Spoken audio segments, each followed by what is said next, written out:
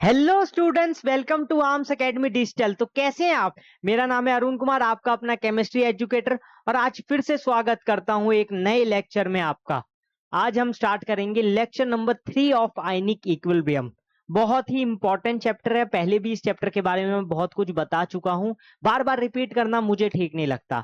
मुझे लगता है मैं अपना टाइम वेस्ट ही कर रहा हूं बता के, क्योंकि बहुत सारे बच्चों की ये मंशा बन चुकी है, या फिर वो सोच चुके हैं, वो डिसाइड कर चुके हैं कि ये चैप्टर नहीं करेंगे। एक ये चैप्टर हो गया और एक थर्मोडायनेमिक्स। ये दो चैप्टर को तो वो शौक से छोड़ते हैं कि मतलब इन चैप्टर्स को करना ही नहीं है। अब मैं बार बार कहता हूं कि इसको पूरा मत छोड़ो, कम से कम थोड़ा तो पढ़ो, कम से कम थ्योरीज तो करो, कम से कम कुछ इजी क्वेश्चंस तो करो। क्या पता नीट में आपका एकदम सिंपल क्वेश्चन, एकदम लल्लू क्वेश्चन इस चैप्टर में से आ जाए। फिर आप क्या करोगे? गिल्ट करोगे। मतलब आपको फॉर्मूला ही नहीं पता होगा तो आप उस क्वेश्चन को ट्राई कैसे कर पाओगे? और ये इस केस में होता है जब आप किसी चैप्टर को पूरा ही छोड़ दो। तो पूरा नहीं छोड़ना है, बस आप ये करो कि आप चाहो तो इस चैप्टर के बहुत हार्ड क्वेश्चन छोड़ सकते हो। मतलब एक पर्टिकुलर टाइप के क्वेश्चंस आएंगे, अभी हम आगे पढ़ेंगे ना, जब जब अभी अगर अभी आगे आगे बढ़ेंगे तो फिर वैसे वैसे लेवल बढ़ता जाएगा, आप उसकी टेंशन मत लो। हाइड्रोलिसिस पढ़ेंगे, उसमें थोड़े से डिफिकल्ट क्वेश्चंस आ जाते हैं। तो मैं उतना आपको आगे जाने के लिए भी नहीं कह रहा हूं, मैं कह रहा हूं बेसिक बेसिक चीजें तो आप करो। और पिछले जो लेक्चर 1 और लेक्चर 2 में आप देखो तो हमने बहुत ज्यादा मुश्किल चीजें नहीं की है अभी तक। लेक्चर 1 में तो हमने क्या कहते हैं, इलेक्ट्रोलाइट, नॉन इलेक्ट्रोलाइट, इसके अलावा एसिड बेस एंड सॉल्ट की जो कॉन्सेप्ट थ्योरी थी, आर्रीनियस की ब्रोंस्टर लोरी कॉन्सेप्ट या लुईस कॉन्सेप्ट, यही पढ़ा था। और लेक्चर 2 में अगर आप देखेंगे तो हमने बहुत ही इजी इजी क्वेश्चन देखे पीएच के। स्ट्रॉन्ग एसिड के लिए देखा हमने, और बेस के लिए अभी तक हम पहुंचे नहीं है। इस वीडियो में हम कोशिश करेंगे, ट्राई करेंगे। आज हम वीक एसिड के लिए पीएच निकालना सीखेंगे। वैसे ये चैप्टर में क्या है कि टाइम लगेगा, इस चैप्टर में थोड़ा सा ज्यादा टाइम लगेगा। क्यों? क्योंकि देखो इसमें जो नंबर ऑफ क्वेश्चंस है ना वो बहुत ज्यादा है, और जो क्वेश्चंस भी है उसमें कैलकुलेशन बहुत ज्यादा है। तो क्या है कि उसमें टाइम लगता है। अगर मैं पूरा क्वेश्चन को सॉल्व कर रहा हूँ उसमें ऑब्वियसली 100% टाइम लगेगा ही लगेगा। तो उसके लिए मुझे क्या है, टाइम भी ज्यादा चाहिए होगा। और टाइम ज्यादा चाहिए तो जाहिर सी बात है लेक्चर भी बड़ा होगा। तो इसमें आपके काफी सारे लेक्चर्स आपको देखने को मिलेंगे। जैसे हमने केमिकल इक्विलिब्रियम सिर्फ 3 या 4 लेक्चर में खत्म कर दिया था, इसमें ये चीज नहीं होगी।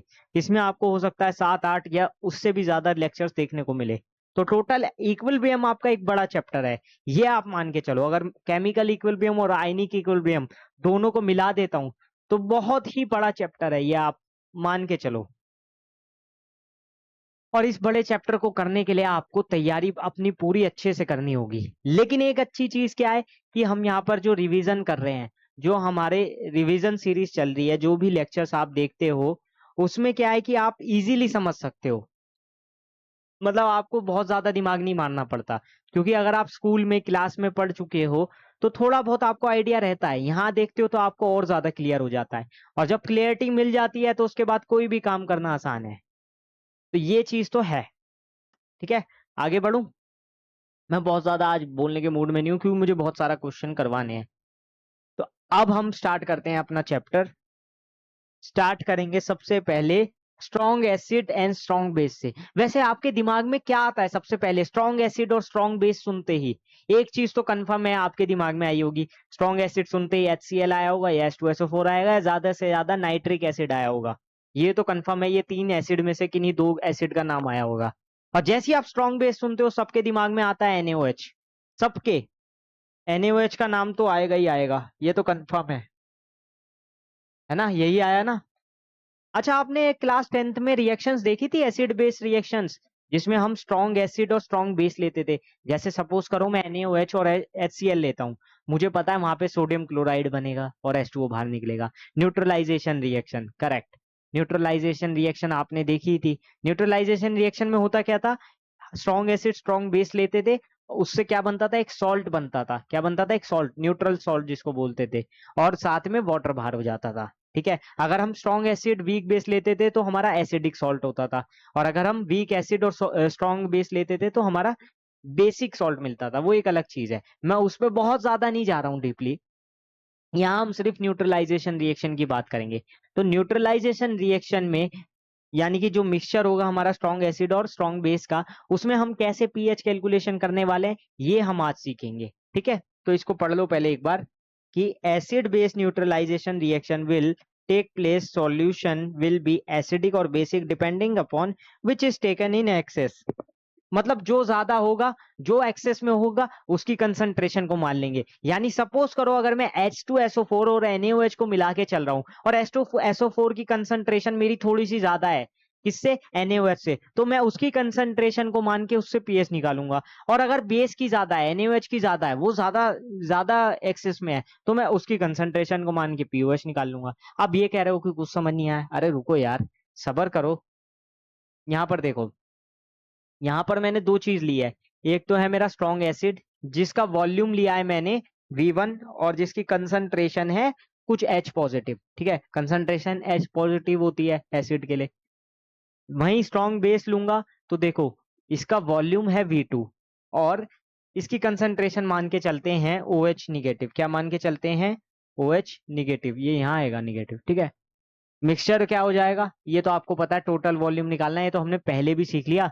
जब हम दो एसिड ले रहे थे तो उसमें भी हम मिक्सचर क्या लेके चलते थे? V1 प्लस V2 ही लेके चलते थे। यहाँ पर भी वही है, टोटल वॉल्यूम तो वही रहेगा ना, दोनों का वॉल्यूम ऐड कर दो, चाहे वो स्ट्रॉन्ग एसिड हो या एक स्ट्रॉन्ग एक बेस हो, उससे क्या फर्क पड़ता है? चाहे दोनों एसिड हो या एसिड बेस हो, वॉल्यूम तो वही रहेगा, V1 प्लस V2।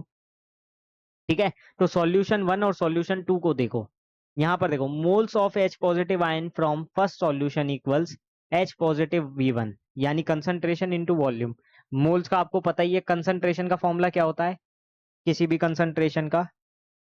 N/V। तो यहाँ से नंबर ऑफ मोल्स क्या हो जाएगा? C/V, यानी कंसंट्रेशन इनटू वॉल्यूम। और कंसंट्रेशन क्या है यहाँ पर? H पॉजिटिव फर्स्ट सॉल्यूशन के लिए। यहाँ पर 1 भी लगाना चाहिए मेरे हिसाब से। अच्छा, यहाँ पे जरूरत नहीं है क्योंकि H पॉजिटिव OH निगेटिव है, वो हम एसिड वाले केस में कर रहे थे, H पॉजिटिव 1 H पॉजिटिव 2। ठीक है, अब मोल्स ऑफ बेस का देखें तो OH माइनस आयन, यानी बेस के लिए देखें, बेसिक सॉल्यूशन के लिए, तो वो कितना है? OH negative V2। ठीक है, इन दोनों से आप किसी भी सॉल्यूशन में, किसी भी न्यूट्रलाइजेशन रिएक्शन में इन दोनों फॉर्मूले को याद रख के आप काम को कर सकते हो। अब इसमें करना क्या होगा? जो एक्सेस वाला होगा पार्ट, हमें उसे लेके चलना है, लेकिन टोटल वॉल्यूम रहेगा, टोटल वॉल्यूम रहेगा। एक क्वेश्चन करके दिखाऊं? एक क्वेश्चन करके दिखाता हूं, फिर आपको समझ आएगा।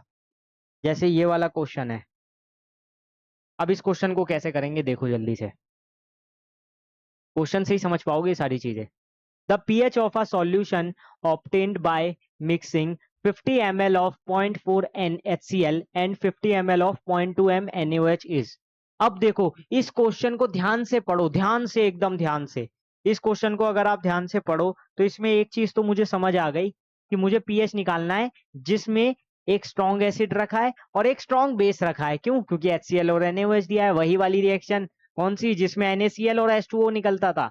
ठीक है, अब देखो, HCl का दे दिया है मुझे, इसको मैं मान लेता हूं A और इसको मान लेता हूं B। ठीक है, ऐसे मैं बना भी लेता हूँ डायग्राम वाइज, वो थोड़ा सा देखने में भी एस्थेटिक लगता है। ये A हो गया मेरा कोई सॉल्यूशन और ये मेरा कोई सॉल्यूशन हो गया B। ठीक है, अब इस A और B सॉल्यूशन में एक चीज देखो, आप खुद ही सोचो। यहां पर मुझे वॉल्यूम गिवन है कितना? V1 50 ml। ठीक है, और इसकी कंसंट्रेशन यानी H पॉजिटिव कितनी गिवन है? 0.4। इस टाइप का क्वेश्चन हमने देखा है, लेकिन ये नॉर्मेलिटी है। ये क्या है? 0.4 N नॉर्मल है। और यहां पर देखोगे तो V2 गिवन है 50 ml और इसकी OH आयन की कंसंट्रेशन है नॉर्मेलिटी, यानी कि यहाँ मोलरिटी है 0.2 M। तो देखो इसमें क्वेश्चन में कितना ज्यादा कंफ्यूज कर रखा है, कितना ज्यादा कंफ्यूज कर रखा है। एक में नॉर्मेलिटी दी है और एक में मोलरिटी दी है। हमें डरना नहीं है, नॉर्मेलिटी से मोलरिटी निकालना आसान है। एन फैक्टर से मल्टीप्लाई कर दो। अरे एन फैक्टर कितना है? HCl का एक ही है, जाहिर सी बात है HCl किस में टूटेगा? H पॉजिटिव और Cl निगेटिव। अगर मैं ऐसे ही देखूं सिंपली, ये तो H पॉजिटिव Cl निगेटिव में एक ही H आयन दे रहा है, तो यानी कि इसका एन फैक्टर कितना है? 1 है, तो इस पे कोई फर्क नहीं पड़ेगा। तो इसकी मोलरिटी भी आप 0.4 मान सकते हो। ठीक है, क्योंकि इसकी एन फैक्टर 1 है, तो इसका कोई इफेक्ट नहीं होगा। अब देखो कंसंट्रेशन भी इसकी क्या आ गई? यहाँ पर कंसंट्रेशन इससे ये पता चल गया 0.4 मोलर ही आएगी। अब ध्यान देने वाली बात क्या है? अब ध्यान देने वाली बात क्या है? कंसंट्रेशन निकालने के लिए, कंसंट्रेशन निकाल तो लूंगा मैं, लेकिन जो एक्सेस में है उसको मुझे लेकर चलना है। किसको लेकर चलना है? जो एक्सेस में है। और एक फॉर्मूला आपने पढ़ा होगा मिक्सिंग वाले केस में, N1V1 minus N2V2 upon V1 plus V2। ये आपने पढ़ा था जब आप मूल कॉन्सेप्ट पढ़ रहे थे कंसंट्रेशन टर्म्स में। ठीक है, M1V1 वाला केस पढ़ा था, यहाँ पर N1V1 वाला है। आप M1V1 M2V2 भी मान के चल सकते हो इस वाले केस में, है ना।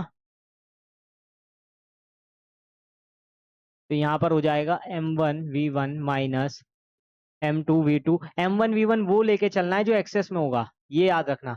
इससे हमारी जो कंसंट्रेशन है, टोटल कंसंट्रेशन, वो आ जाएगी, यानी जो हमें चाहिए। ये M का मतलब वही है, मोलैरिटी, या वो कंसंट्रेशन जो हमें टोटल कंसंट्रेशन चाहिए। यहाँ पर ध्यान से देखो क्या हो जाएगा जल्दी से, 0.4 इंटू 50। अब मैं इसको चेंज नहीं कर रहा हूँ, अगर आपने ध्यान दिया होगा तो मैं इसको चेंज नहीं कर रहा हूँ। क्यों चेंज नहीं कर रहा हूँ मैं इसको? क्योंकि मुझे पता है कि नीचे भी वॉल्यूम है और वॉल्यूम से वॉल्यूम कैंसल हो जाएगा, यानी अगर मैं इसको ml में भी रखता हूँ तो मेरे को कोई ज्यादा डिफिकल्टी नहीं होने वाली। इसकी कितनी गिवन थी? 0.2 गिवन थी, इंटू दूसरे का वॉल्यूम कितना है, उसका भी 50, अपॉन में आ गया 50 प्लस 50। ठीक है, अब इसको पूरा सॉल्व किया तो 50 इंटू 0.4 कितना हो जाएगा? 20, माइनस 0.2 इंटू 50 10, डिवाइडेड बाय 100। ये हो गया 10 अपॉन 100, या इसको मैं लिख सकता हूँ 0.1। ठीक है, तो मेरी टोटल कंसंट्रेशन अगर मैं देखूं तो वो कितनी आ गई? 0.1 आ गई। अब मुझे निकालना क्या था? पीएच, रिजल्टिंग सॉल्यूशन का पीएच कितना आ जाएगा? पीएच का फॉर्मूला होता है माइनस लॉग टोटल कंसंट्रेशन। अब ये कितना हो जाएगा? माइनस लॉग 0.1 10 की पावर -1। तो माइनस माइनस से कट जाएगा तो 1 आ जाएगा सीधा। ये तो आपको सॉल्व करना अब आ गया है ना पीएच। ये तो पिछली वीडियो से मैं सिखाता आ रहा हूँ कि पीएच को कैसे सॉल्व करना है। अब बार बार उसी चीज को सिखाऊं तो वो तो बेकार ही है फिर। ठीक है, देखो इसको, इसका ऑप्शन थर्ड हो जाएगा 1। ठीक है, एक बार चेक करो इसको। ठीक है ना, इजी था क्वेश्चन। तो इसमें हमने वही किया जो हमें पता था, जो एक्सेस में है। एक्सेस में कौन था यहाँ पर? पूरा चेक करने के बाद 0.4 N या फिर 0.4 M। तो हमारी ज्यादा कंसंट्रेशन जो थी वो HCl की थी। अगर अमाउंट भी देखोगे तो इसका आ रहा था 20। ठीक है, इसके 20 मोल्स थे। मोल्स भी निकाल सकते हो ना आप, कंसंट्रेशन इंटू वॉल्यूम करके। तो इसके कितने 20 मिली मोल्स आ रहे थे, और इसके 50 इंटू 0.2 यानी कि 10 मिली मोल्स आ रहे थे। तो वो ज्यादा एक्सेस में था ना वैसे भी, और जो ज्यादा एक्सेस में होता है हम उसी को लेके चलते हैं। ये बात आपको पता ही है।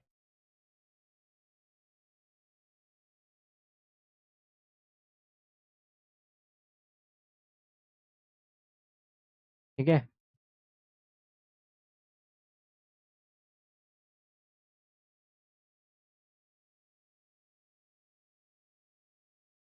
कैसे लिख लो, छोड़ो इसको, इसको हटाओ। रिएक्शन लिखने की जरूरत ही क्या है, इतना आसान तो है। आपको समझ आ रहा है ना HCl NaOH का कैसे मैंने निकाला? HCl एक्सेस में था तो उसको यहाँ पर रखा। अगर NaOH एक्सेस में होता तो उसको यहाँ रख लेता मैं, M1V1 फिर मैं NaOH के ले लेता। तो M1V1 आप उसको लो जो आपका एक्सेस में होगा, उसमें से फिर माइनस कर देंगे जितने भी मोल होंगे, जिससे कि हमारा टोटल पता चल जाए कितना बचा है, कितना बचा है, रिमेनिंग पार्ट कितना है। नेक्स्ट आ जाता है आपका factors affecting degree of ionization. अब डिग्री ऑफ आयनाइजेशन क्या कहते हैं? आपने आयनाइजेशन तो पढ़ ही लिया है वैसे। आयनाइजेशन क्या है कि मतलब कोई भी सब्सटेंस जब अपने आयंस में टूटता है, जब कोई भी सब्सटेंस अपने आयंस में टूटता है उसको कहते हैं हम आयनाइजेशन। अब ये ही प्रोसेस कई सारे फैक्टर्स पे डिपेंड करता है, जैसे कि टेम्परेचर है, सॉल्यूट पे भी डिपेंड करेगा, उसके अंदर कौन सा सॉल्यूट है, उसके अंदर कौन सा सॉल्वेंट है, सॉल्यूशन के अंदर कौन सा सॉल्यूट है, कौन सा सॉल्वेंट है, उस पर डिपेंड करेगा। ये तो पक्का ही है, यानी कि नेचर ऑफ सॉल्यूट पे, नेचर ऑफ सॉल्वेंट पे। इसके अलावा टेम्परेचर पे भी डिपेंड करेगा। अब ये तीन तो आपको समझ आता है कि इन तीन पे डिपेंड करेगा। और भी दो तीन चीजें हैं, नेचर ऑफ इलेक्ट्रोलाइट पे भी डिपेंड करेगा कि कौन सा इलेक्ट्रोलाइट यूज किया है। इसके अलावा डाइल्यूशन, डाइल्यूशन अभी आपने आगे पढ़ा नहीं है, वो आगे पढ़ोगे, इसलिए इसको सिर्फ अभी याद कर लो। आगे जब इस टॉपिक में हम डाइल्यूशन पे आएंगे, वैसे डाइल्यूशन का थोड़ा बहुत आइडिया मैंने मूल कॉन्सेप्ट में दिया था, पर ये वाला डाइल्यूशन कुछ अलग है जो आपको देखने को मिलने वाला है। ठीक है, तो वो चीज आप याद करके चलो, ये सारे के सारे पॉइंट्स एक बार देख लो रिफ्रेश करके। बहुत ज्यादा क्वेश्चन इसमें से नहीं आने वाला है, ये सिर्फ मैं आपको याद करने के लिए बता रहा हूँ। हो सकता है कभी एक क्वेश्चन एमसीक्यू में आ जाए कि डिग्री ऑफ आयनाइजेशन किन किन फैक्टर्स पे डिपेंड करता है, और इसमें से कोई 3 देख के नीचे लिख दिया हो ऑल ऑफ द अबव, तो आपका काम हो गया ना। कोई 3 आपको दिए हुए हैं, अगर उसमें से 2 भी आपको पता है तो आपको पता है एग्जाम में तो आपको आंसर लगाना है ना। जब आपको पता है इसमें से 2 सही आ रहे हैं तो तीसरा भी सही ही होगा, सिंपल सी बात है, ऑल ऑफ द अबव होगा। ये मैं आपको ट्रिक बता रहा हूँ, ये मैं भी बहुत यूज करता था कि अगर किसी क्वेश्चन के 2 ऑप्शन सेटिस्फाई हो रहे हैं या 2 ऑप्शन सही आ रहे हैं तो तीसरा अपने आप ही सही मान लो, हो या ना हो, ऑल ऑफ द अबव लगाओ, खत्म बात। हाँ, ये मत कर देना कि आप हर चीज हर जगह लगाओ कि एक ऑप्शन सही था, दूसरा मुझे लग रहा था तो मुझे लगा ऑल ऑफ द अबव हो जाएगा, तो ऐसा नहीं होता। लेकिन हाँ, अगर 2 आपको कंफर्म है ना ऑल ऑफ द अबव वाले क्वेश्चन में, कभी भी आपको सबसे बेस्ट होता है कि आप ऑप्शन सेटिस्फाई कराओ। अगर आप ऑप्शन सेटिस्फाई करवाना सीख गए ना all of the above question में, अगर आपने 2 ऑप्शन भी सेटिस्फाई करा दिए, तीसरा चेक करने की जरूरत नहीं, ऑल ऑफ द अबव लगाओ, आगे बढ़ो। पूरा क्वेश्चन सॉल्व करने की जरूरत ही नहीं पड़ती ऐसे क्वेश्चंस में। तो वो चीज भी है, ये ट्रिक्स होती है। कुछ लोग बताते हैं, मैं इस चीज में नहीं मानता कि अगर कोई भी ऑल ऑफ द अबव वाला क्वेश्चन आता है तो उसको लगा दो, उसके सही होने की प्रोबेबिलिटी बहुत हाई होती है। मैं इस चीज में बिलीव नहीं करता। ऐसा बहुत बार हुआ है कि ऑल ऑफ द अबव वाले क्वेश्चन आए और उसका answer all of the above नहीं था। बहुत बार ऐसा हुआ है। ऐसा बहुत बार हुआ है कि नन ऑफ द अबव आया है, उसका answer none of the above था, जबकि कहते हैं कि अगर किसी भी क्वेश्चन में नन ऑफ द अबव आ रहा है उसके सही होने की प्रोबेबिलिटी बहुत कम है। लेकिन मैं मानता हूं ऐसा भी हो सकता है कि जानबूझ के दिया जाए कि कोई नन ऑफ द अबव नहीं लगाएगा, और जानबूझ के दिया जाए कि कोई भी ऑल ऑफ द अबव लगाएगा ही लगाएगा, तो इसका answer all of the above नहीं रखना है, और उस वाले केस में इसका answer none of the above ही रखना है। तो ऐसे बहुत सारे केसेस देखने को मिलते हैं। तो आपको ऐसा नहीं है कि बिल्कुल ही अंधे होके किसी की भी बात पे यकीन कर लेना है, तो वो चीज आपको नहीं रखनी कभी भी। ठीक है, ये बताओ, आयनाइजेशन ऑफ वीक एसिड्स। अब अगर मैं वीक एसिड्स की बात करूं, वीक एसिड्स कौन से होते हैं? जैसे एसिटिक एसिड हो गया आपका, ठीक है, और भी बहुत सारे एसिड होते हैं, लैक्टिक एसिड हो गया, सिट्रिक एसिड हो गया, ये सब आपके वीक एसिड्स में आते हैं। मतलब जो आपके स्ट्रॉन्ग एसिड से अलग है, जो फुल्ली डिसोसिएट नहीं हो सकते वाटर में, वो हमारे वीक एसिड्स होते हैं। ठीक है, अब जैसे मैं बात करूं इसकी Ha+H2O, सपोज करो ये Ha मेरा कोई वीक एसिड है, सपोज करो, ठीक है, क्या है, वीक एसिड है, यहां तक ठीक है। अब ये टूटेगा ए निगेटिव और हाइड्रोनियम आयन में, क्यों? क्योंकि ये तो H पॉजिटिव आयन दे देगा ना, क्योंकि एसिड है। तो इसका जो K इक्विवेलेंट होगा वो क्या आएगा? हाइड्रोनियम आयन इंटू ए निगेटिव। वो तो आपको पता है, रिएक्टेंट और प्रोडक्ट में निकालना आपको आता है, प्रोडक्ट की कंसंट्रेशन अपॉन रिएक्टेंट की कंसंट्रेशन। रिएक्टेंट की क्या है? Ha। अब यहां पर अगर आप एक चीज देखोगे ना, तो इक्विलिब्रियम कांस्टेंट जो होगा आपका डिसोसिएशन ऑफ एच के लिए, वो चेंज हो जाएगा, क्योंकि वीक एसिड में हम के इक्विवेलेंट की जगह लेते हैं के ए। क्या लेते हैं? के ए। और सेम चीज के वीक बेस में लेंगे के बी, ये आप याद करके चलो, के ए एंड के बी। ये कुछ नई टर्म्स आई है आपकी दो, इस पे आपको बहुत सारे क्वेश्चंस देखने को मिलेंगे, बहुत सारे। इसके क्वेश्चंस भी आते हैं, जैसे पीएच क्या होता है आपका? पी के। पीएच क्या हो जाएगा? पी के, और इसका फॉर्मूला हो जाएगा -log के ए। इस टाइप के क्वेश्चन आपको बहुत देखने को मिलेंगे। मैं आपको अभी आगे करवाऊंगा, अभी ऐसा नहीं है कि यहीं यहीं बता दिया है। अभी ये देखो, अब देखो यहाँ पर ionization constant of weak acid. Ionization constant of weak acid, अभी तक हम के इक्विवेलेंट से काम चला रहे थे, हम खुश थे। ठीक है, के इक्विवेलेंट हमने पढ़ लिया, के डब्ल्यू भी हमने पढ़ लिया, वाटर के लिए भी तो पढ़ा है हमने, आयनाइजेशन कांस्टेंट फॉर वाटर, वो भी तो पढ़ लिया, के डब्ल्यू, जिसकी वैल्यू क्या होती है वो भी आपको मालूम है अब तो। अब मैं बार बार तो बताऊंगा नहीं, के डब्ल्यू 10⁻⁻14 लेते हैं। ठीक है, अब यहाँ पर देखो, के इक्विवेलेंट क्या बन गया? के, इतना याद रखो, किसके लिए? सिर्फ वीक एसिड के लिए। और यहाँ पर के की वैल्यू क्या हो जाएगी? फिर से वही वाली जो अभी हम थोड़ी देर पहले ले रहे थे, hydronium ion into A negative upon H A.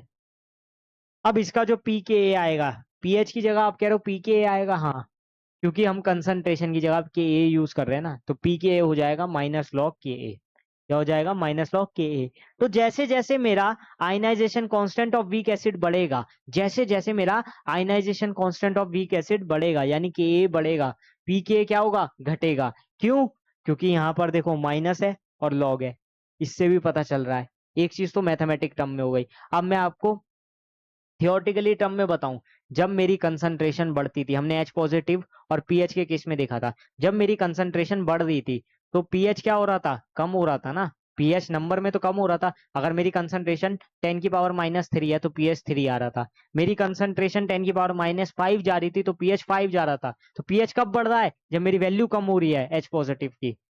और आपको पता है जैसे जैसे पीएच की वैल्यू बढ़ती है वो बेसिक होता जाता है, 7 के ऊपर जाते ही बेसिक हो जाएगा। और जैसे जैसे कम आता है 7 से, जैसे कि 6 5 4 3 2 1, जैसे जैसे पीएच कम होता जाता था वो क्या होता जाता था, एसिड होता जाता था। जितना कम वैल्यू होगी पीएच की उतना अच्छा एसिड होगा, यानी 1 पे बहुत अच्छा एसिड होगा, 2 पे बहुत अच्छा एसिड होगा। लेकिन 14 पे क्या हो गया, वो बेस बन गया।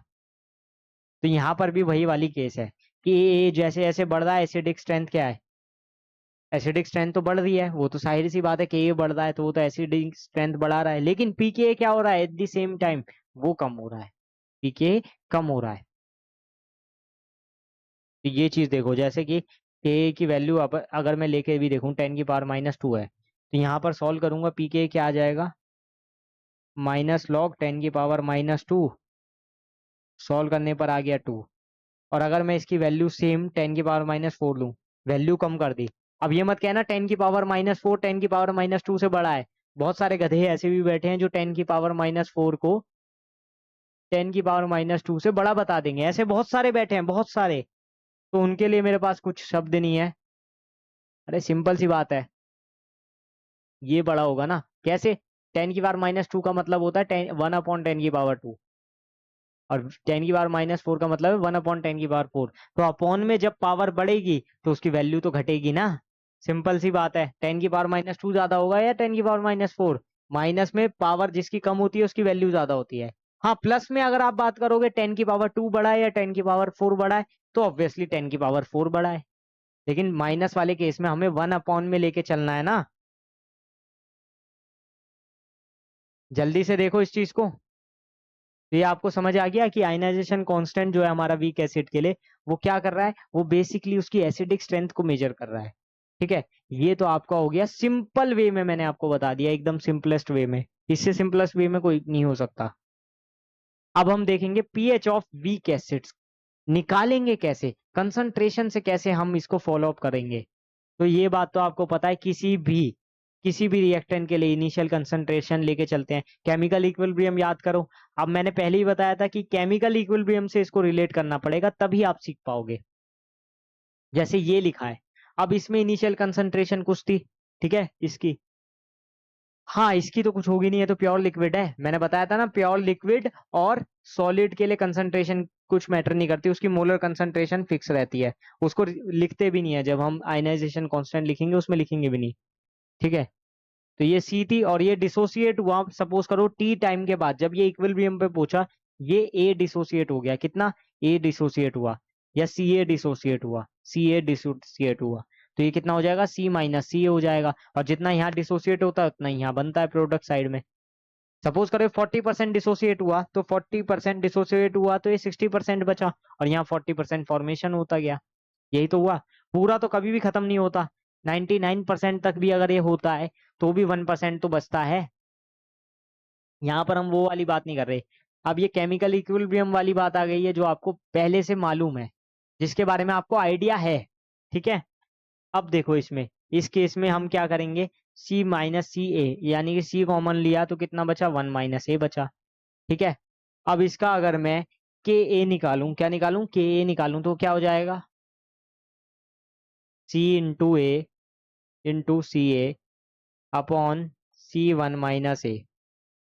ठीक है, यही होगा। प्रोडक्ट का लिखा, फिर अपॉन में रिएक्टेंट का लिखा। प्रोडक्ट ये मेरे दो थे, सी ए इंटू सी ए। यहाँ पर देखा मैंने कोई कोफिशिएंट नहीं था तो कोई पावर भी नहीं आई। अपॉन में रिएक्टेंट साइड का क्या था, C × 1 - A।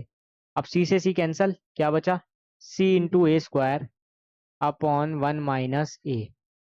तो ये मेरा आ गया के ए, या के इक्विवेलेंट कह लो। ठीक है, के कैसे निकालना है ये सीख गए। वैसे तो इक्विलिब्रियम कांस्टेंट निकालना मैंने बहुत बार आपको सिखाया है। यहाँ पर इसे हम ionization constant of weak acid कहते हैं, ठीक है। सेम बेस के लिए भी ऐसे ही करेंगे, केबी भी निकालना होगा तो ऐसे ही निकालेंगे, बहुत ज्यादा आपको डिफरेंस नहीं मिलेगा, ठीक है। इसको सॉल्व कैसे करा मैंने बता दिया, यहाँ पर आ गया। अब एक लॉ आता है, ओस्टवाल्ड डाइल्यूशन लॉ, उसके थ्रू हम एक चीज बताते हैं या एक चीज हम निकाल के चलते हैं कि अगर कहीं भी डिसोसिएशन बहुत ही कम हो रहा हो, यानी कि मेरा जो ए हो वो बहुत लेस हो, वो लेस देन 5% आ जाए, यानी कि ए की वैल्यू अगर मेरी 0.005 से भी कम आ जाए या 1 से बहुत ही कम आ जाए, मान के चलो 0.003 आ रही है, 0.002 आ रही है, तो हम क्या करते हैं, उसे वन में से माइनस करेंगे तो वो 0.9 समथिंग आएगा, तो वहां पर उस केस में हम उसको 1 ही मान के चलते हैं। तो हम उस केस में क्या करते हैं, 1 माइनस ए को लगभग लगभग 1 मान लेते हैं, क्योंकि अगर सपोज करो इसकी वैल्यू बहुत कम आ रही है, इसकी वैल्यू आ रही है 0.05, तो 1 में से माइनस करेंगे कितना आएगा, 0.995, 0.95, इतना ही आएगा ना।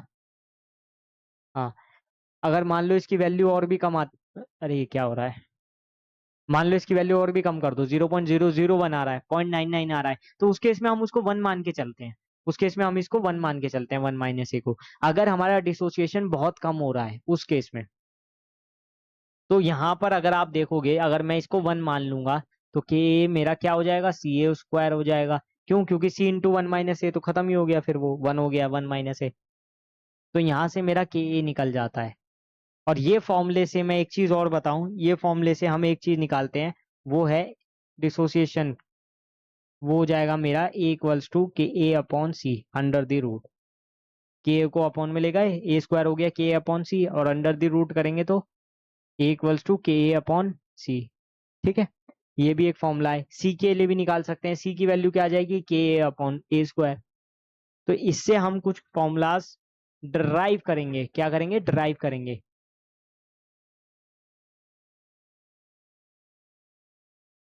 ठीक है, इसको एक बार चेक करो, जल्दी से चेक करो, ठीक है।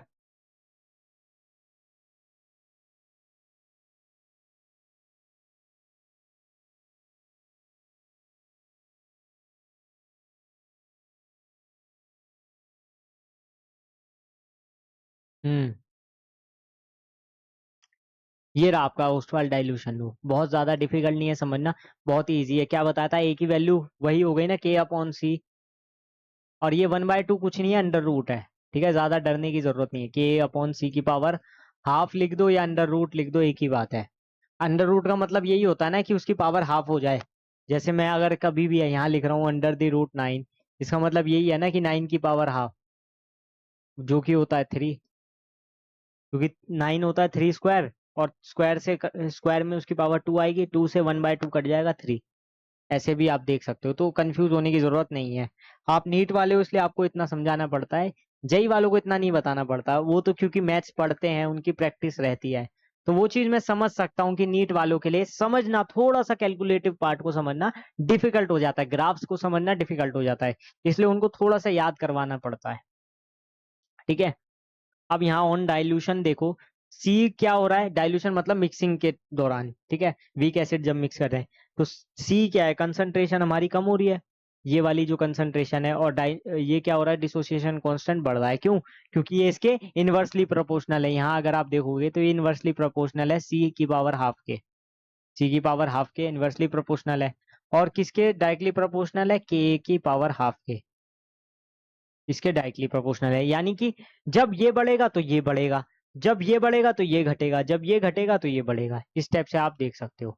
तो ये घट रहा है यानी सी घट रहा है, तो ए क्या हो रहा है, बढ़ रहा है, ए क्या हो रहा है, बढ़ रहा है, क्यों, क्योंकि इनवर्सली प्रोपोर्शनल है, यहाँ पर डायरेक्टली प्रोपोर्शनल है, तो जब हमारा आयनाइजेशन कांस्टेंट बढ़ेगा वीक एसिड के लिए, तो हमारा डिसोसिएशन भी ज्यादा होगा, और जब डिसोसिएशन कम होगा तो आयनाइजेशन कांस्टेंट की वैल्यू भी कम हो जाएगी। अब यहाँ पर एक लाइन पढ़ो, at infinite dilution are the a reaches its maximum value unity weak electrolyte starts behaving like a strong electrolyte, मतलब जब हमारा डाइल्यूशन इनफाइनाइट पहुंच जाएगा, जब हमारा डाइल्यूशन इनफाइनाइट तक पहुंच जाए, तो उस केस में क्या होगा, ए जो है अपनी मैक्सिमम वैल्यू रीच कर लेगा, और उसमें क्या होगा, वीक इलेक्ट्रोलाइट भी जो होगा ना वो बिहेव करेगा स्ट्रॉन्ग इलेक्ट्रोलाइट की तरह। अब यहाँ ग्राफ देखो एक, ए बढ़ रहा है, सी सी इस तरफ से है, मतलब ग्राफ वही, आप सिंपली देखो, जब ए बढ़ रहा हो और सी बढ़ रहा हो उसमें क्या होगा, जब जब सी बढ़ रहा होगा ए क्या होगा, घटेगा, ए क्या होगा, घटेगा, सिंपल सी बात है ना। स्लोप स्लोप वाला ग्राफ तो आपको पता ही होगा, स्लोप वाला ग्राफ आपको आइडिया है ना, y equals to M X plus C वाला। हम्म, सिंपल सी बात है, जब कंसंट्रेशन बढ़ रही है तो डिसोसिएशन डिसोसिएशन क्या होगा, बढ़ेगा या कम होगा, कम होगा, तो यहाँ पर देखो इस टाइप से आ रहा है ग्राफ नीचे, जब कंसंट्रेशन बढ़ रही है, और जब ये बढ़ रहा होगा तो कंसंट्रेशन कम हो रही होगी। इस टाइप से आप समझ सकते हो। अभी हमने इसको, आपको बहुत ज्यादा समझने की जरूरत नहीं है, इसमें से कोई क्वेश्चन भी नहीं आएगा, इसलिए बहुत ज्यादा आप इस पे जोर ना डालो तो भी ठीक है। ये हमने 0.1 से 1 तक लेके दिखा दिया है, हो सकता है इससे कम भी हो। ठीक है, इसको एक बार चेक करो।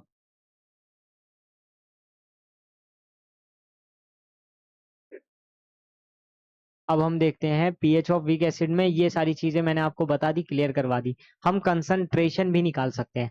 अब कंसंट्रेशन क्या होगी, सी इंटू ये, मतलब कि जितनी कंसंट्रेशन थी उसमें क्या कर दो, मल्टीप्लाई कर दो जितना डिसोसिएशन हुआ, ये भी एक चीज है। ठीक है, जैसे यहाँ पर दिखाया एच पॉजिटिव हो गया सी इंटू ए। अब सी और ए की वैल्यू को अब मैं पुट कर सकता हूँ, सी और ए की वैल्यू को मैं पुट कर सकता हूँ, कैसे, मुझे ए की वैल्यू तो पता है, ए की वैल्यू क्या आ रही थी, अंडर द रूट के अपॉन सी थी, तो यहाँ पर पुट करो, यहाँ पर पुट करो, यानी एच पॉजिटिव हो जाएगा C into under the root के अपॉन सी। अब देखो, इससे इसकी पावर जाएगी तो ये अंडर रूट में चेंज हो जाएगा, अंडर द रूट के इंटू अंडर द रूट सी, दोनों अंडर रूट में आ गए, क्यों, क्योंकि सी की पावर 1 थी और हाफ से मल्टीप्लाई किया, या सी की पावर हाफ बची, और यहाँ पर बन जाएगा अंडर द रूट के इंटू सी। ठीक है, या के इंटू सी की पावर हाफ भी ले सकते हो आप, जैसे यहाँ लिखा है ये भी ले सकते हो, क्योंकि रूट का मतलब वही है, इसकी पावर हाफ आ जाएगी। ठीक है, अंडर द रूट का मतलब समझते हो ना। PH of a weak acid, एक और स्लाइड है, लास्ट स्लाइड है बस। अंडर रूट के अपॉन सी, इस टॉपिक के अभी है, आगे पढ़ाने के लिए, अभी ये मत समझो कि ये लास्ट है तो ये लास्ट है। अब ये देखो, if a obtained from k upon c is greater than 0.1, solve quadratic equation and get accurate alpha। ये वाला पार्ट आपके कुछ काम का नहीं है, ये शायद जेई वाले पार्ट का है, इसको आप छोड़ दो, ये बेकार है। ये वही है एच पॉजिटिव सी ए, इसमें अगर आपकी ज्यादा ज्यादा कैलकुलेशन आ गई तो वो पार्ट आपके में नहीं आएगा, जेई वाले में है। अब एक क्वेश्चन ले लेते हैं, ये क्वेश्चन आपके नीट में आने लायक क्वेश्चन है, बहुत ही अच्छा क्वेश्चन है, मैं आपको बता के चल रहा हूँ। इस टाइप के क्वेश्चन ही आते हैं और बच्चे इनको गलत करके आते हैं। क्वेश्चन क्या है, एक बार पढ़ते हैं। A solution of weak acid HA containing 0.01 moles of acid per liter of solution has pH equals 4. The percentage degree of ionization of the acid and the ionization constant of acid are respectively। बेहतरीन question, एक ही question में दो चीजें पूछ ली, मतलब मुझे दो question कराने की जरूरत नहीं है, दो चीज समझाने के लिए एक ही क्वेश्चन में दोनों चीज खत्म। इससे बढ़िया क्वेश्चन हो नहीं सकता इस टॉपिक के लिए, ये मैं बता के चल रहा हूँ, ये बेस्ट क्वेश्चन है प्रैक्टिस करने के लिए, इस क्वेश्चन को करोगे ना बहुत सारी चीजें ऐसी क्लियर हो जाएगी। क्वेश्चन में क्या पूछ रहा है देखो, a solution of weak acid, मतलब ये कंफर्म है कि वीक एसिड है, कौन सा है ये नहीं बताया, HA लिख दिया, उसकी कंसंट्रेशन भी गिवन है, और तो और एक पीएच भी उसका गिवन है, तो मुझे क्या चाहिए, और अभी आप वहां तक पहुंच ही नहीं रहे हो जो चीज मुझे चाहिए। पहले मैं आपको थोड़ा सा बता देता हूँ, फिर आप हो सकता है आइडिया ले लो। ये टूटेगा H पॉजिटिव में और A निगेटिव में। अब ये कहना चाह रहा है उसकी जो कंसंट्रेशन है वो कितनी है, 0.01, मतलब ये इनिशियल कंसंट्रेशन होगी, ये इसकी एट टी इक्वल 0 पे इनिशियल कंसंट्रेशन रही होगी। इसको मान लेता हूँ सी, इसको मान लेता हूँ सी, थोड़ा और अच्छे से लिख के।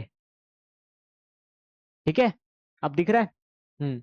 टी इक्वल 0 पे, ये तो वैसे ही मैंने लिख दिया है, वैसे मेन चीज ये है कि सी की वैल्यू गिवन है, पीएच भी गिवन है, पीएच को हम साइड में लिखेंगे, पीएच कितना दिया है 4, तो यहाँ से कंसंट्रेशन इसकी आ जाएगी, एच पॉजिटिव क्या होता है 10 की पावर माइनस पीएच होता है, 10 की पावर माइनस पी एच का मतलब क्या है, 10 की पावर -4 है, 10 की पावर -4 मोलर आ गई। ठीक है ना, ये क्लियर है। दो चीज मुझे पता चल गई, अब आगे का काम तो मैं ऐसे ही कर दूंगा। अब आगे का काम करना मेरे लिए कोई बड़ी बात नहीं है। एच पॉजिटिव का एक फॉर्मूला होता था, क्या? एच पॉजिटिव का अभी थोड़ी देर पहले बताया, एच पॉजिटिव का फॉर्मूला भूल मत जाओ, सी इंटू ए या सी इंटू एल्फा, ए मानते हैं ना वैसे हम डिसोसिएशन कांस्टेंट को, तो यहाँ लिखेंगे H positive equal C into ए।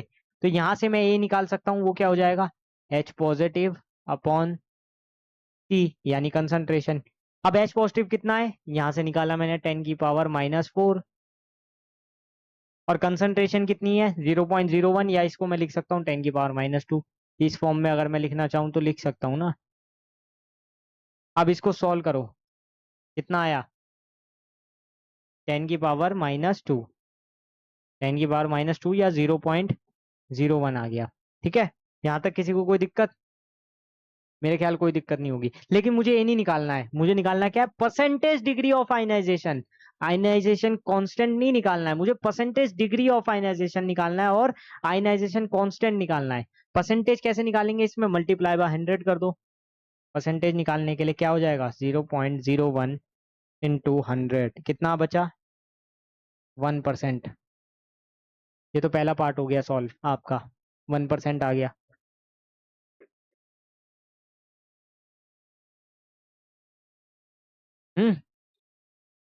समझ आ रहा है?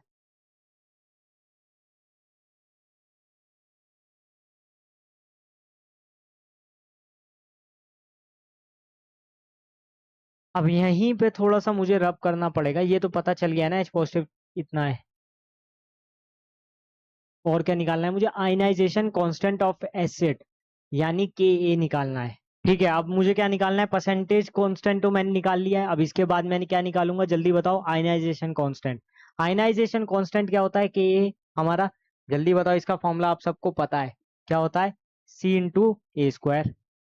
ठीक है ना, यानी कि क्या हो जाएगा मेरा, सी क्या है यहाँ पर 10 की पावर -2 इंटू ए क्या है मेरा, जल्दी से बताओ जल्दी से, यहाँ पर देखो, यहाँ पर 10 की पावर -2, और उसका क्या कर दो, स्क्वायर कर दो। क्या आ जाएगा, 10 की पावर -2 इंटू 10 की पावर -4 इक्वल्स 10 की पावर -6।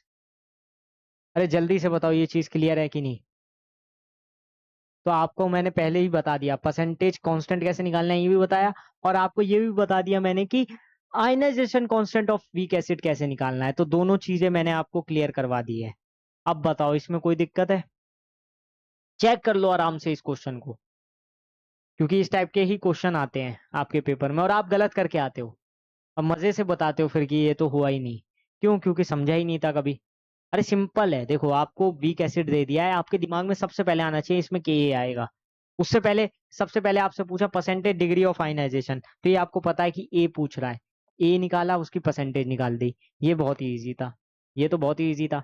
ठीक है, उसके बाद के ए निकालना है, तो के ए का फॉर्मूला आपको पता है, सी इंटू ए स्क्वायर होता है, क्या होता है, सी इंटू ए स्क्वायर। नेक्स्ट आ जाता है pH of a weak acid, क्या आता है, pH of a weak acid. क्या होता है पीएच वीक एसिड का, ये हम पढ़ चुके हैं, कैसे निकालना है ये भी हम देख चुके हैं, वही चीज बार बार आ रही है। लेकिन अब मैं एक नया फॉर्मूला लेकर आने वाला हूँ, जिसके ऊपर एक क्वेश्चन मैं करवाऊंगा, जो आपका मोस्ट इंपॉर्टेंट क्वेश्चन है, और बहुत इजीली किसी भी क्वेश्चन को हम कैसे कर सकते हैं टेक्निक के थ्रू, वो भी मैं आपको समझाने वाला हूँ। जैसे आप यहाँ देखो, एच पॉजिटिव ये होता है ना हमारा, अंडर द रूट के इंटू सी, कैसे पता, हम सी अल्फा की फॉर्म में निकाल लेते हैं ना, एच पॉजिटिव सी इंटू ए होता था, तो यहाँ से ए की वैल्यू रख देते हैं हम। ए की वैल्यू क्या होती है, अंडर रूट के अपॉन सी, अंडर रूट के अपॉन सी क्या आ जाता था, अंडर द रूट के इंटू से आ जाता था। ये वाला फॉर्मूला तो पता ही होगा आपको। ठीक है, इसको मैं बहुत ज्यादा नहीं खोल के दिखाना चाहता, तो वही यहाँ पर लिखा है। अब इसमें भी हम अगर हम सॉल्व करें, अगर हम यहाँ लॉग ले लें, क्या ले लें, लॉग ले लें, तो यहाँ क्या हो जाएगा, लॉग एच पॉजिटिव, इसको सॉल्व करने के लिए यहाँ लॉग एच पॉजिटिव आएगा, और ये हाफ बाहर, ये हो जाएगा लॉग के ए इंटू सी। इसको भी और सॉल्व करूं तो मैं log H positive equals half, ये हो जाएगा मेरा लॉग के ए, क्योंकि लॉग की प्रॉपर्टी होती है एम इंटू एन को क्या लिखते हैं, log M plus log N, log C. अब इसमें मेरे को पीएच बनाना है, इसको पी के ए बनाना है, तो पी के क्या होता था, माइनस लॉग के होता था, क्या होता था, माइनस लॉग के ए। और ये क्या हो जाएगा, मेरा पीएच हो जाएगा। ये क्या हो जाएगा, पीएच। कब? क्योंकि पीएच क्या होता था, माइनस लॉग एच पॉजिटिव। तो हर साइड में हमें क्या करना है, माइनस मल्टीप्लाई करना है। ये हो जाएगा माइनस पीएच, ये हो जाएगा मेरा हाफ माइनस पी के ए और प्लस लॉग सी। अब यहाँ पर माइनस है तो क्या करेंगे, माइनस कॉमन लेके कैंसिल कर देंगे। जैसे ही हम माइनस कॉमन लेके कैंसिल करेंगे, पीएच हो जाएगा half P K A minus log c. जल्दी से देखो इसको कैसे किया। अरे ये पता था ना, लॉग एम इंटू एन क्या हो जाता है, log M plus log N. ठीक है, ये यहाँ तक ठीक था। अब इस ये हो जाता है मेरा माइनस पी के, क्योंकि पी के का फॉर्मूला होता है माइनस लॉग के, तो माइनस लगाना पड़ेगा ना। और ये होता है log H positive minus P H, क्या होता है, माइनस पी एच। तो ये माइनस प्लस का खेल था। अब इस माइनस को कॉमन लूंगा तो यहाँ पर माइनस आएगा, माइनस से माइनस कैंसिल, यहाँ माइनस आएगा। जल्दी से देखो, पी एच का फॉर्मूला क्या बन गया, P H equals to half P K A minus log c. यही बन जाएगा ना, जल्दी से बताओ।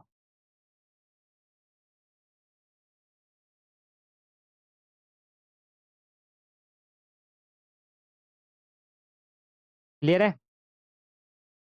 इस फॉर्मूले पे मैं आपको क्वेश्चन करवाऊंगा, याद रखना। क्वेश्चन ये रहा आपके सामने, आपकी स्क्रीन पे आ चुका है। आप खुद से भी ट्राई कर सकते हो। क्वेश्चन पढ़ो पहले। Calculate the pH of a 0.02 m acetic acid CH3COOH solution given that the pKa of acetic acid is 4.75। मतलब क्या है, पीएच गिवन है, मतलब पीएच तो निकालना है। किसके लिए निकालना है, एसिटिक एसिड के लिए, CH3COOH के लिए, जिसका pKa कितना गिवन है, जिसका pKa गिवन है 4.75, और जिसका कंसंट्रेशन मुझे पता है, कंसंट्रेशन कितनी है, जिसको हम सी लिखते हैं वैसे। यहाँ पर सी लिखेंगे क्योंकि यहाँ पर पीएच आ रहा है ना। यहाँ लिखेंगे 0.02 m। फॉर्मूला क्या था, जल्दी से बता दो। अगर मर चुके हो तो जाग जाओ जल्दी से। बहुत बच्चे तो मर गए होंगे देखते देखते, हो सकता है वो बेहोशी में चले गए होंगे। इतना लंबा लेक्चर कैसे देखेंगे, घंटे भर का लेक्चर में आप सरवाइव नहीं कर पा रहे हो, सोचो। जब आप 3 घंटे बैठ के पेपर दोगे तो कैसे करोगे, तब भी तो 1 घंटा केमिस्ट्री को देना ही है।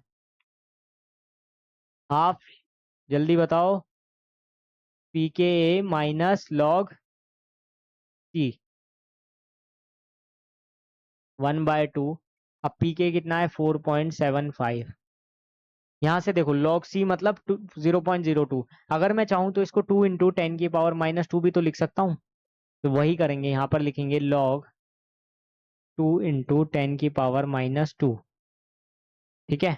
अब देखो यहाँ पर हाफ 4.75, ये देखो ये 2 बाहर आएगा, इसको मैं ऐसे लिख सकता हूँ -log 2 और माइनस माइनस प्लस 2 log 10।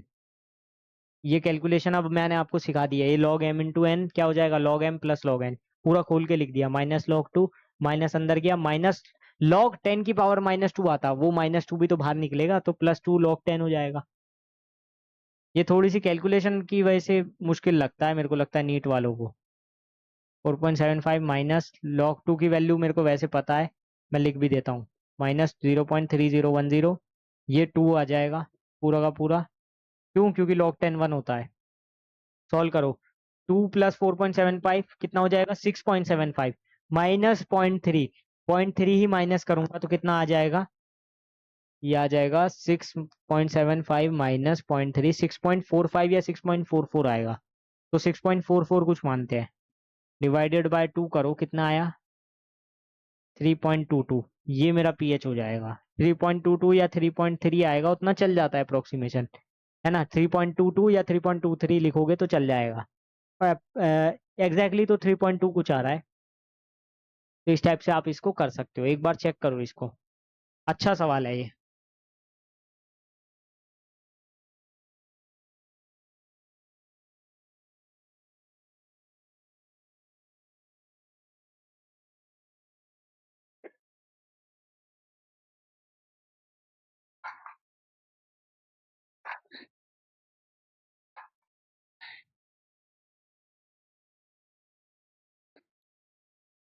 ठीक है ना, समझ आ रहा है ना?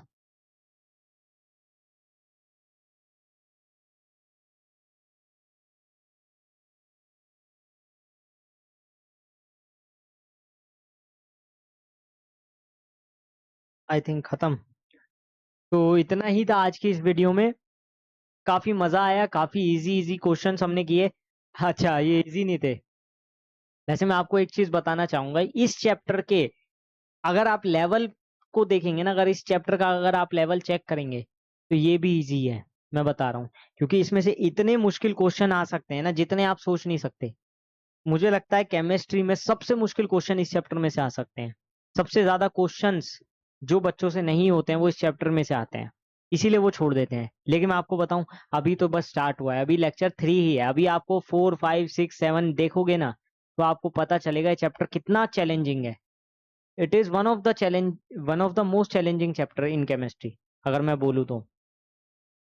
क्योंकि इस चैप्टर में से जो क्वेश्चंस आ रहे हैं ना वो अलग ही टाइप के आ रहे हैं, वो कुछ अलग ही है।